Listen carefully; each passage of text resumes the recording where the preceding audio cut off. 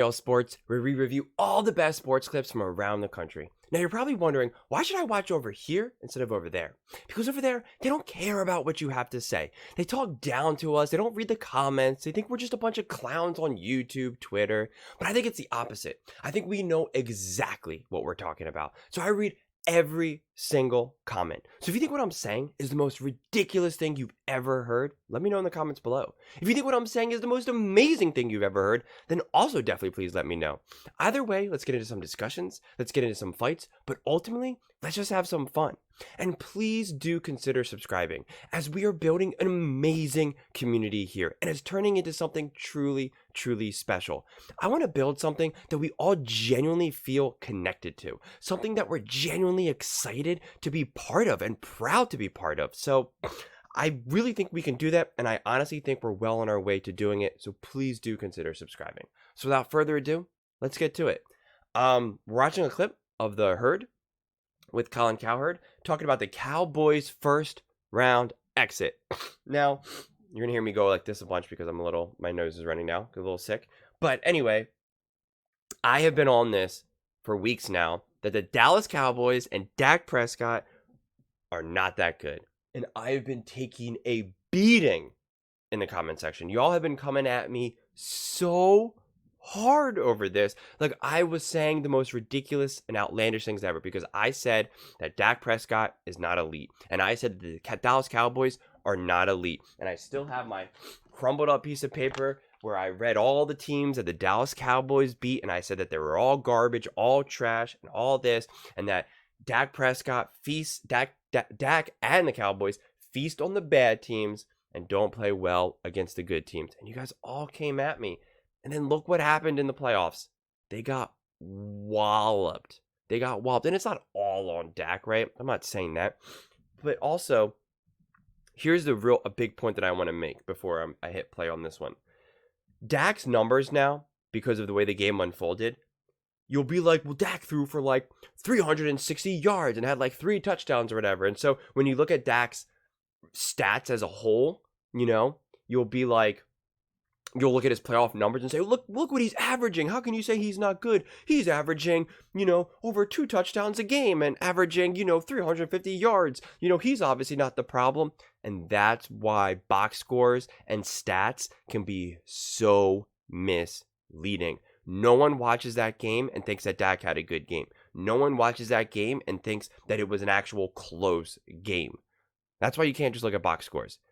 Dallas Cowboys got rocked on offense and defense. No ifs, ands, or buts.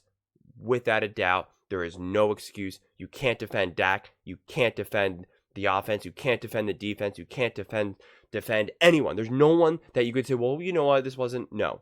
They lost that game. You all wanted to tell me that the Cowboys were amazing. They were not.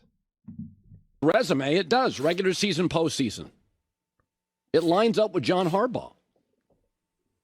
But I did say, okay, he's got to beat Green Bay. I figured they would. Kind of comfortably. To get routed, down 27-0 at one point, first half, at home by the youngest playoff team with a first-year starting quarterback.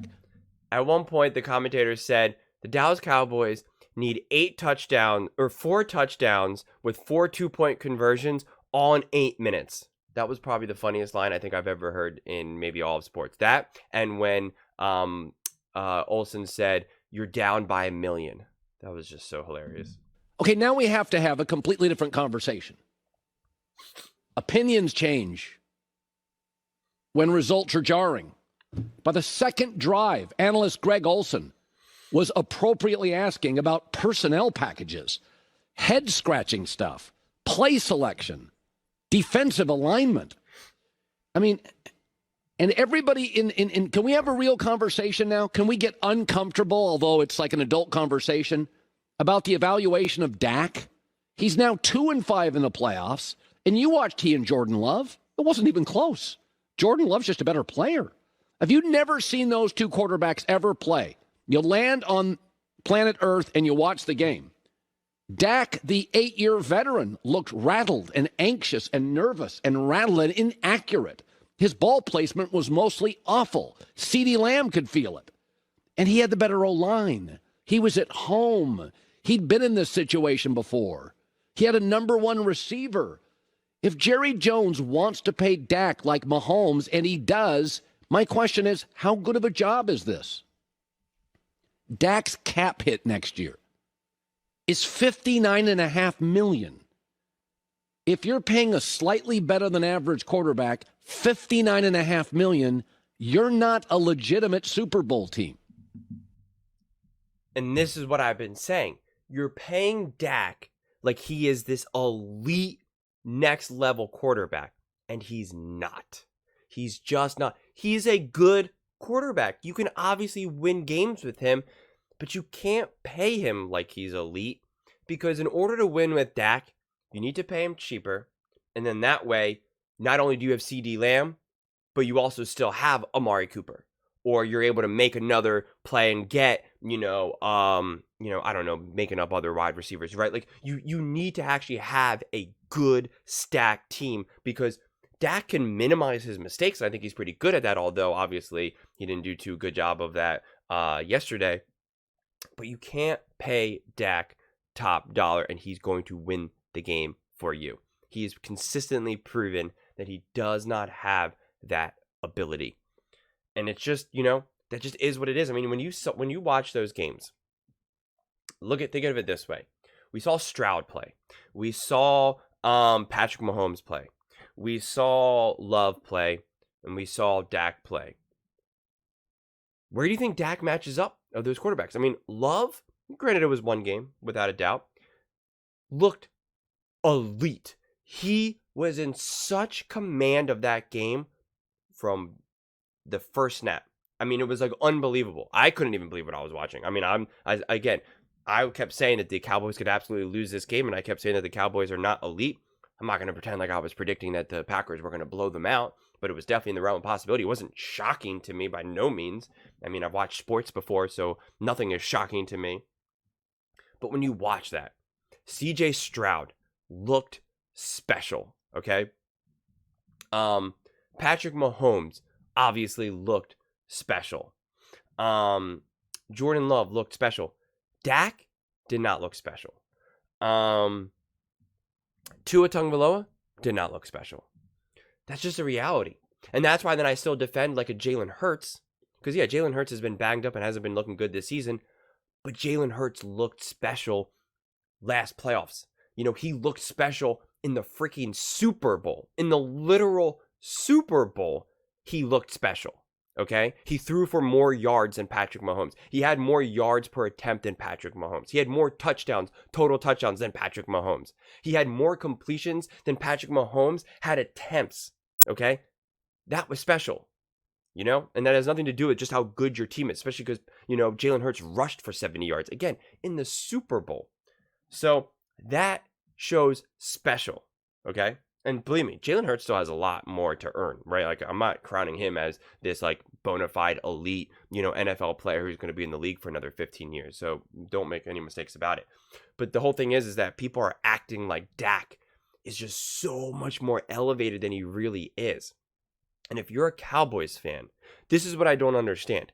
If you're a Cowboys fan, why don't you want your team to be better? Why don't you want Dak to be better? Why do you guys always make excuses for your team? It doesn't make sense. Like, someone in the comment section called me out and said, oh yeah, remember how Carson Wentz was supposed to be, special for the Eagles? How'd that work out for you? And it's like, it worked out unbelievably. We won a Super Bowl because of Carson Wentz. Because of Carson Wentz's regular season play, we went and had the number one seed, had a first round bye, home field advantage throughout the whole playoffs, and won a Super Bowl. That was directly because of Carson Wentz. Just because Carson Wentz didn't play in the Super Bowl doesn't mean that he had nothing to do with the fact that we won the Super Bowl. Like, how do you guys not understand this? It's like, if a running back gets the ball and you hand the ball off and he rips off for an 80-yard run, but then the quarterback throws for a touchdown to a wide receiver, did that running back have nothing to do with that touchdown drive? No. And that's exactly what Carson Wentz did. Did Carson Wentz pan out to be exactly what the Eagles thought he was? No. But what did the Eagles do? They moved on. They went and drafted Jalen Hurts because they said, okay, this isn't working out as what we thought it would. They made a change. They made a move. The Cowboys don't do that. The Cowboys just stick with Dak or whoever at the time, whether it was Romo, whatever, and they double down. Their coaches proved not to be that good. They double down. They keep saying, okay, nope, we're going to keep going. We're going to keep going. We're going to keep going. You guys don't make changes. And so you get the same results again and again and again. That's why the Eagles have the second most playoff wins, second to only the Patriots since 2000. And what's happening with Dak Prescott and the Cowboys? I mean, like, everyone came to me and said, do you know how hard it is to win 12 games in 3 straight seasons? And it's like, guys, first off, you're doing that with an extra game in the season. So that's number one. Number two, you won 12 games in 3 seasons, three straight seasons, and you didn't make one NFC championship game. Not one. In the last 5 years, the Eagles have made 2 Super Bowls. 2 Super Bowls and won one. So I don't care about your 12-game win streak, 3 seasons in a row. That means nothing. It means nothing, especially when you're beating up on bad teams. So again, Dallas Cowboys, you haven't been to an NFC championship game since 1995. Do you really think that it was just bad luck? That it's just been bad luck for, 30 years essentially? Has it just been bad luck? You guys just have the worst luck ever? I don't think so. That's not the way it works. You got to make moves. You got to make changes. You have to take chances. And the Dallas Cowboys do not do that. And honestly, as an Eagles fan, I love it. It's fun to watch for me. This is exciting. This is great. For 95% of my life, the Eagles have been great and the Cowboys have not. So it's fun for me. It's exciting for me. It's great for me. But it's just like, I don't understand. Now that I'm trying to, build this channel and be more, unbiased and not just like, oh, Cowboys suck, Eagles rock, right? Like, that's not the way I live my life. And I haven't done that for years now. But it's just like, I don't understand where the justification is for Dallas Cowboys and Dak Prescott. I really, really don't. And it's just, I just don't know where you go from here in that regard. Especially because anytime anyone tries to call out the Cowboys, you guys always want to point to another team, like point to the Eagles or something. And it's like, I get it. You're a Cowboys fan, so naturally you hate the Eagles, right? I get it. We're all fans, totally get it. But it's like, the Eagles are there's no position for you to call out the Eagles. Like, for instance, someone said, oh, well, last year the team carried Jalen Hurts. That team was, that the Eagles team was stacked. Okay, let's just say that's completely true. Why can't the Cowboys build a team that's completely stacked? Why have you not been able to build one team in the last 30 years that was completely stacked, that was able to carry, any of your quarterbacks to the Super Bowl? Why have the Eagles been able to do it multiple years? Why were the Eagles able to go to, I don't even know, off the top of my head, 4 NFC championships with Andy Reid in a row, and then there was another one when it was against Arizona, so that's 5, 6, 7. I mean, like, literally for like damn near like a third of the last 30 years, the Eagles have been going to an NFC championship game. That is real success, and that is consistent real success. It's just, again, when you have the second most playoff wins, second to only New England and the Patriots, a dynasty of Bill Belichick and Tom Brady, you're doing something right. So it's weird for you to call out a successful franchise as they're doing something wrong when they're doing something right. And again, if you want to point to things that happened back in like the 80s and the 90s, let me be the first one to tell you, I do not care. It does not matter what happened. 20 years from now, okay, 30 years from now, if the Eagles are awful, I'm not going to point back to 2020 and say, what about the Eagles? The Eagles went to the NFC Championship game back-to-back years and went to a Super Bowl, and they won a Super Bowl in 2017. Like, I'm not going to say that. I'm going to be like, that was 30 years ago. I don't care about that. That was another lifetime ago. So it's like weird to point, people still want to point to like Troy Aikman and Emmitt Smith, and it's like, guys, that was a completely different world. We didn't even have texting. We didn't even have smartphones. We didn't have anything. I mean, my God. we were still using phones that you had to like put your finger in and like whip it around here. It's like rotary phones or whatever the heck they're called. I mean, so it's like, what are we talking about? When the Detroit Lions won their first playoff game yesterday, I mean, it was so funny. They said text a Lions fan because the last time Detroit won, texting wasn't even invented. It's the same thing for the Cowboys. The last time the Cowboys were in an NFC Championship game, texting wasn't even a thing. I mean, I think AOL might have just been invented, if even. So I just don't know why the Cowboys fans want to keep deluding themselves. And that is the difference between other franchises. Obviously, I'm most connected to the Eagles franchise. And so when the Eagles don't compete or don't live up to the standards that the fans want, we call them out, right? People weren't making excuses for Carson Wentz. They didn't say keep Carson Wentz. In fact, they said, fine, get rid of Carson Wentz, let's put Jalen Hurts up. Which I actually didn't even think was necessary, right? Because I think Carson Wentz is actually a good quarterback and is used as a scapegoat, hasn't really had good coaching, hasn't had a good team, and unfortunately had some bad luck with obviously injuries. But I will say, people clearly don't love him in the locker room. For whatever reason, I have no idea. So he's clearly like a kind of like an easy scapegoat because he locker rooms clearly don't love him. So, and that's a knock at you. That makes you not a good leader, and you need to be a leader as a quarterback. So when the Cowboys end in this type of season like this, you have to just look at yourselves. You just have to look at you can't point to a strategic injury. You can't point, like, for the Eagles this year, for instance, if the Eagles, just get blown out, for instance, against Tampa Bay, right?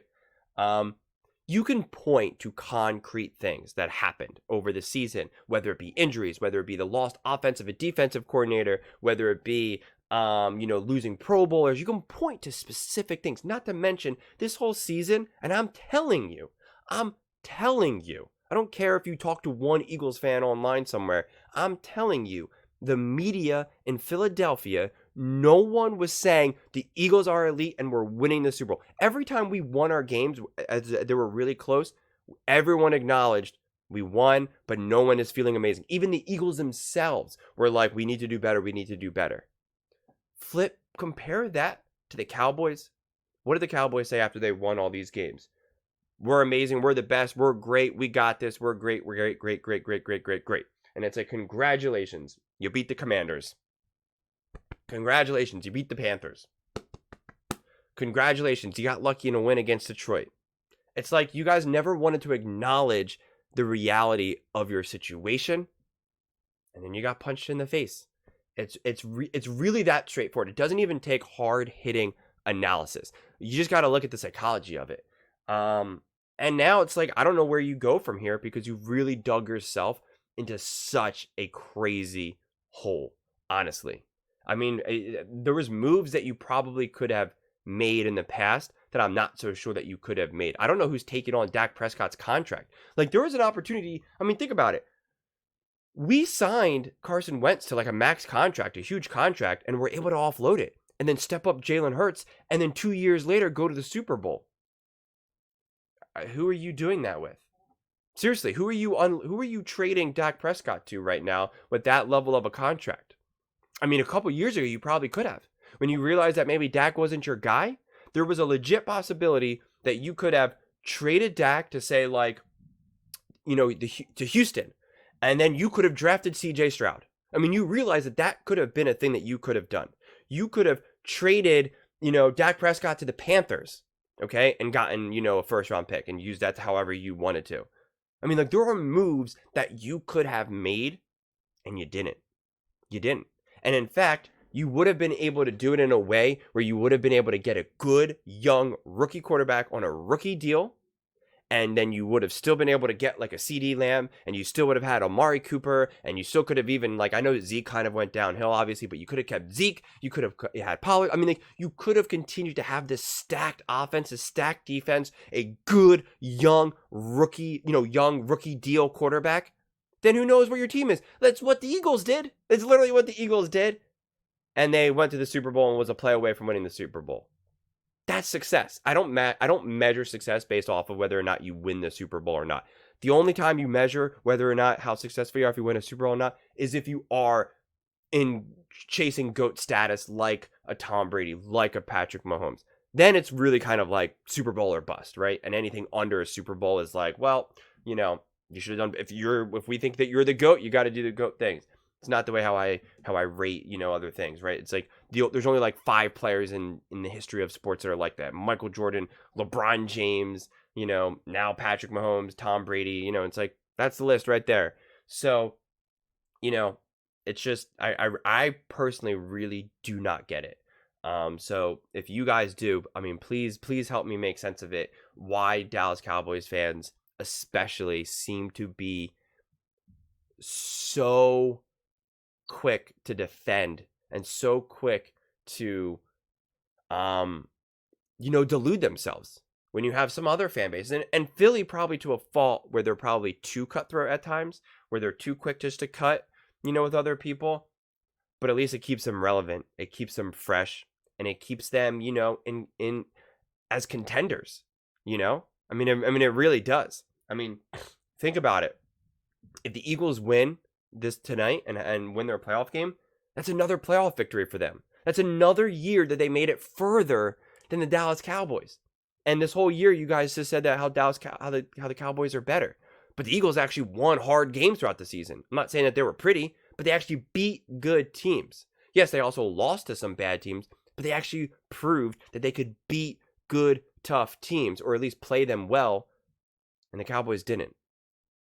So that's just my thoughts on this. I'll be sharing my thoughts a lot throughout today of the Cowboys and Dak. But let me know what you guys think in the comments below. I mean, what do you think? What do you think happened yesterday? What do you think the story is behind Dak Prescott and the Dallas Cowboys? Was this just a collapse? Was this actually their year and it was just a collapse? Do you think that this was just the way it went, right? I mean, when you play 100 games, one of them is going to be like this, no matter who you are, right? There is a world where Patrick Mahomes, the Patrick Mahomes with even Tyreek Hill, Travis Kelce in his prime, play the Packers. And if you play that game 100 times, one of those times, at least one of those times, they get rocked and the Packers just, run away with the game. It's just math, right? It's just the way it's just guaranteed to happen at least once. And was this just that one time? It's just how it happened. And so there's no reason to overreact. Would love to hear your thoughts on this one. Please let me know in the comments below. And please do consider subscribing. As I said, we are building an amazing community here, and it's really something special, and I would absolutely love to see you part of it. And please give this video a thumbs up. It really helps the visibility in the algorithm, and I would greatly appreciate it. Thank you so much, and see you next time.